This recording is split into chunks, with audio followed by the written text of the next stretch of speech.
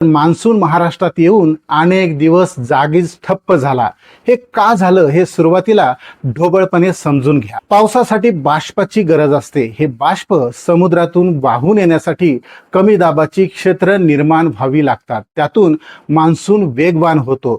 पण ही सिस्टीमच तयार झाली नाही तर मान्सूनचा प्रवास मंदावतो. म्हणजे तुम्ही घरी विजेवरचा पंखा आणलाय पण तुमच्याकडं वीजच नसेल तर पंखा काहीच कामाचा ठरत नाही.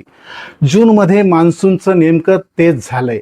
समुद्रात निर्माण होणारी चक्रीवादळं मान्सूनच्या वाऱ्यांना वेग देत असतात, पण यंदा अशी चक्रीवादळही तयार झाली नाहीत. त्यामुळं एल निनोचा प्रभाव वाढण्यापूर्वीच मान्सूनचा वेग मंदावला.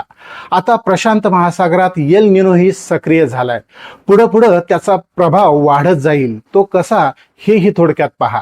आपल्याकडे मान्सूनचा पाऊस होण्यासाठी हिंद महासागरातून बाष्प येत असतं.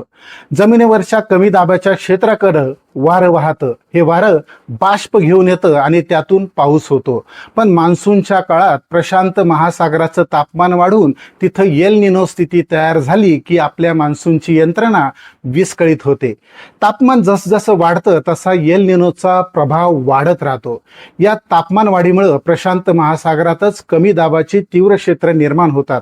त्यामुळं आपल्याकडं येणारं बाष्प हा एल निनो त्याच्याकडं खेचून घेतो. त्यामुळं साहजिकच आपल्याकडं पावसाचं प्रमाणही कमी होतं.